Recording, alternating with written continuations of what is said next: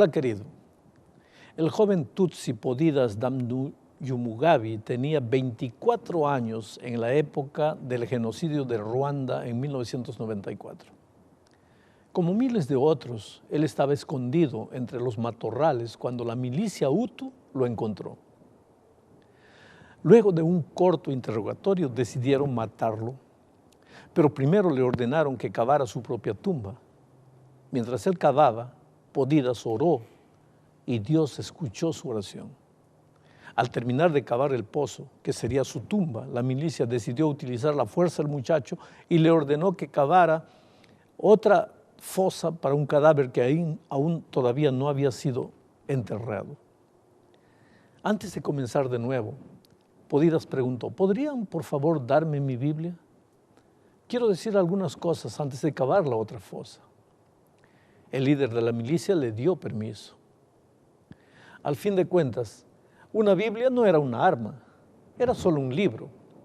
Bueno, con la Biblia en la mano, Podidas comenzó a hablarles acerca del gran conflicto eterno entre el bien y el mal. Esta no es una guerra de Hutus contra Tutsis o de Tutsis contra Hutus, explicó, porque hay muchos Tutsis y Hutus que no participan de la guerra. Esta guerra es entre Jesucristo y Satanás. Sabes, su mensaje duró 20 minutos y dejó a los oyentes con lágrimas en los ojos. Al final, le pidieron que orara por ellos y lo dejaron ir. Como resultado, Podidas escribió su libro titulado Una saga de 36 días, donde cuenta milagro tras milagro. El libro se titula Wando, más allá de la salvaje imaginación. Al igual que Daniel, Podidas enfrentó un decreto de muerte y también Dios lo libró de la mano de sus verdugos. Bueno, volvamos a Daniel. Al fin del capítulo 5 encontramos a Darío el Medo como rey de Babilonia. Hasta el día de hoy no se ha encontrado mención alguna de Darío en ningún documento histórico. Los críticos argumentan que Darío fue una invención de Daniel, que el libro fue escrito solo en el segundo siglo antes de Cristo y que el autor no estaba muy familiarizado con la historia babilónica del siglo VI. Lo más probable es que Darío pudo haber sido el nombre Medo con que Ciro reinó. Las traducciones judías apoyan esta posición al usar el nombre Ciro en vez de Darío en Daniel 11:1. Por ejemplo, Weizmann, un erudito judío, traduce Daniel 6:28 de la siguiente manera. Daniel prosperó en el reinado de Darío, es decir, el reinado de Ciro el persa. El año 539 a.C., Ciro tenía cerca de 62 años. El nombre de su padre era Cambiasis, pero en Daniel 9:1 dice Darío, hijo de Asuero. La mayoría de los eruditos concuerda que Asuero en este texto es más un título real antiguo que el verdadero nombre del padre de Ciro. Otro asunto. En el capítulo 6 se usa bastante el término sátrapa, significa protector del reino. Podía referirse a los gobernantes de las provincias, tanto como a los oficiales reales de menor rango. De acuerdo a la inscripción de Behistún de la época de Darío I, el imperio se dividió en 23 satrapías. Puesto que en Daniel 6 Darío el Medo gobernaba únicamente sobre el reino de Babilonia, es muy probable que los 120 sátrapas que se mencionan en la historia fueran oficiales reales a cargo de divisiones más pequeñas en el reino. En este capítulo se relata el complot contra Daniel. Daniel no solo había servido a la caída de Babilonia, sino que Darío lo había colocado en una elevada posición en el nuevo gobierno. La Escritura no nos dice cómo supo Darío acerca de Daniel, pero su servicio a Nabucodonosor y el episodio de la escritura en la pared debe haber llamado la atención del rey Medo. Al reconocer las extraordinarias habilidades administrativas de Daniel, Darío determinó colocarlo como su primer ministro. Sin duda, al colocar a Daniel como un ministro de Estado, el rey actuó con la mejor intención en lo que concernía a los intereses del país, pero cometió un error al no tomar en cuenta los celos y las envidias que esto produciría entre sus principales oficiales. Mira, colocar a un antiguo primer ministro de la derrotada Babilonia en una posición que de acuerdo a las expectativas de esos hombres debería ser de ellos, era demasiado. Los políticos, por lo tanto, ordenaron a sus sabuesos legales que olfatearan, entre comillas, a fondo, buscando defectos en el carácter de Daniel. No pudieron encontrar nada. Daniel 6:4 dice, entonces los gobernadores y sátrapas buscaban ocasión para acusar a Daniel en lo relacionado al reino, mas no podían hallar ocasión alguna o falta, porque él era fiel y ningún vicio ni falta había o fue hallado en él. Querido, entonces los enemigos empezaron a calumniarlo y deformar el carácter de Daniel con falsas acusaciones. Estos han sido desde tiempos antiguos los métodos preferidos del diablo para destruir a cualquier adversario.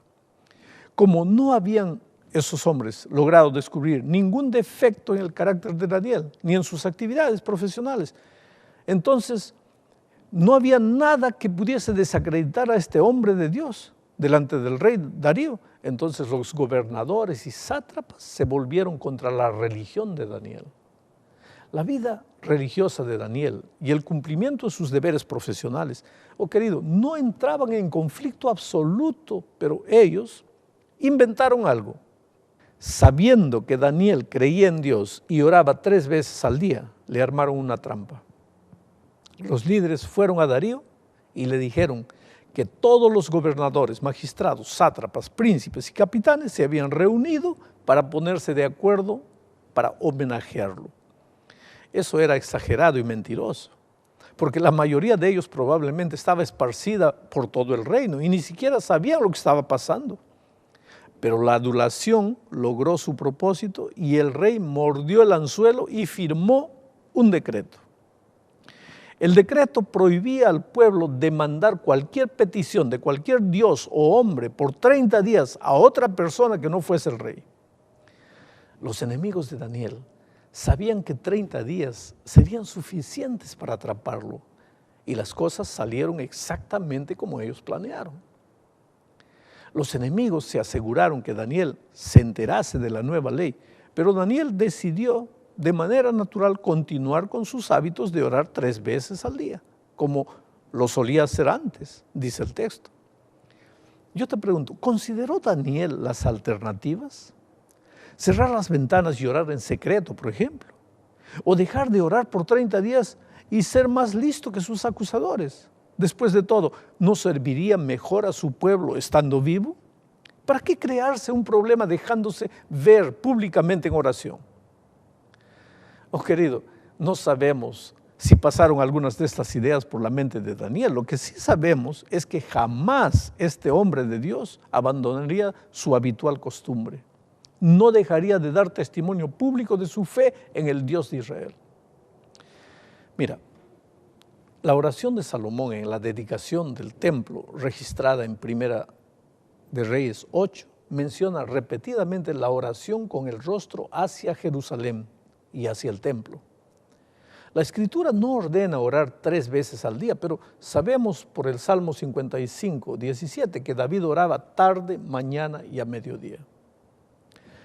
Ignoramos cuán extendida podía haber sido esta costumbre en los tiempos del Antiguo Testamento, pero sí sabemos que la iglesia primitiva oraba también 3 veces al día.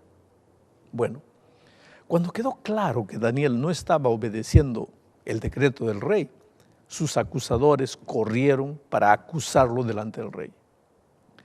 Conocedores de la simpatía que el rey tenía por Daniel, se aseguraron primero que el monarca entendiera claramente que la ley que había firmado no podía ser cambiada.